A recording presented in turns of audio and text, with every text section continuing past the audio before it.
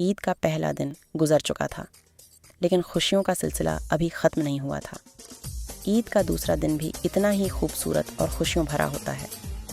اس دن لوگ رشتہ داروں، دوستوں اور عزیزوں کے گھروں جاتے ہیں، سیر کرتے ہیں، دعوتیں کرتے ہیں اور مزیدار کھانے کھاتے ہیں۔ صبح کا وقت تھا، سورج آہستہ آہستہ نکل رہا تھا اور موسم بہت خوشگوار تھا۔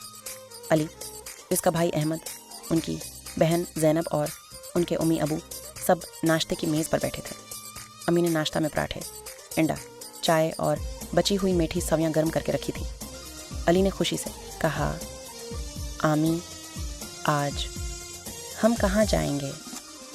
امی مسکرا کر بولیں، آج ہم تمہاری خالہ کے گھر جائیں گے، پھر شام کو پارک جائیں گے۔ یہ سن کر سب بچے بہت خوش ہو گئے۔ خالہ کے گھر جانا، سب لوگ نئے یا صاف کپڑے پہن کر تیار ہو گئے۔ ابو نے گاڑی نکالی اور سب لوگ خالہ کے گھر جانے لگے۔ راستے میں ہر طرف لوگ عید کی خوشیاں منا رہے تھے۔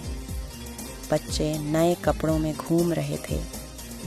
کچھ لوگ رشتہ داروں کے گھروں جا رہے تھے۔ کہیں سے بریانی کی خوشبو آ رہی تھی اور کہیں سے کباب کی۔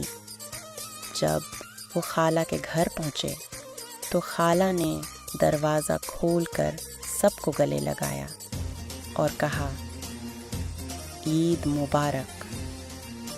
سب نے ایک دوسرے کو عید مبارک دی اور گھر کے اندر بیٹھ گئے۔ بچوں کو عیدی ملی تو وہ اور بھی خوش ہو گئے۔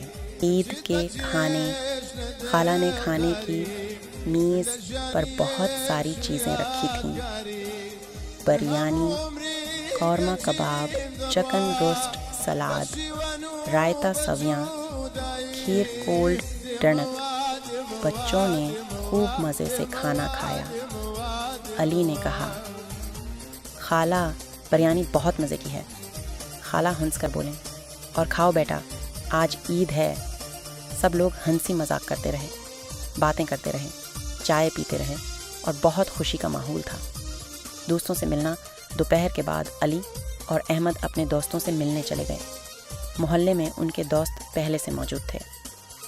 سب نے ایک دوسرے کو عید مبارک دی، عیدی دکھائی اور پھر سب مل کر آئس کریم کھانے چلے گئے۔ انہوں نے آئس کریم، جوس اور چپس کھائے اور پھر گلی میں کرکٹ کھیلنے لگے۔ سب بچے ہنس رہے تھے، کھیل رہے تھے اور عید کو انجوائے کر رہے تھے۔ شام کی سیر شام کو علی کے ابو سب بچوں کو پارک لے گئے۔ پارک میں بہت رش تھا کیونکہ عید کا دوسرا دن تھا۔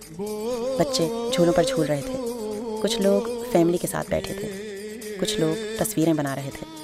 علی اور زینب نے جھولا جھولا، سلائڈ پر کھیلے ٹرین میں بیٹھے، پاپ کارن کھایا، آئس کریم کھائی، جوس پیا۔ ابو نے سب کو چکن برگر بھی کھلایا۔ سب بہت خوش تھے۔ رات کی دعوت رات کو ان کے گھر مہمان آ گئے۔ امی نے رات کے کھانے میں پلاؤ، چکن کڑاہی اور سلاد بنایا۔ سب لوگ اکٹھے بیٹھ کر کھانا کھانے لگے۔ پھر چائے بنی، سویاں کھائی گئیں اور سب لوگ عید کی باتیں کرتے رہے۔ علی نے کہا، عید کا دوسرا دن بھی بہت مزے کا تھا۔ ابو مسکرا کر بولے، عید صرف کھانے پینے کا نام نہیں، بلکہ رشتہ داروں سے ملنے، خوشیاں بانٹنے اور اللہ کا شکر ادا کرنے کا نام ہے۔ سب نے ابو کی بات سنی اور سر ہلایا۔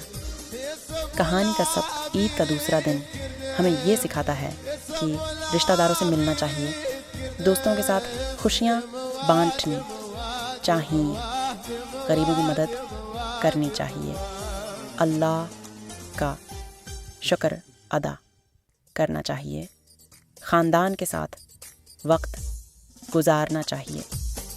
آخر میں سب نے اللہ کا شکر ادا کیا کہ اس نے انہیں عید کی خوشیاں نصیب کیں، اور اس طرح عید کا دوسرا دن بھی خوشیوں، محبت، ہنسی اور مزیدار کھانوں کے ساتھ گزر گیا۔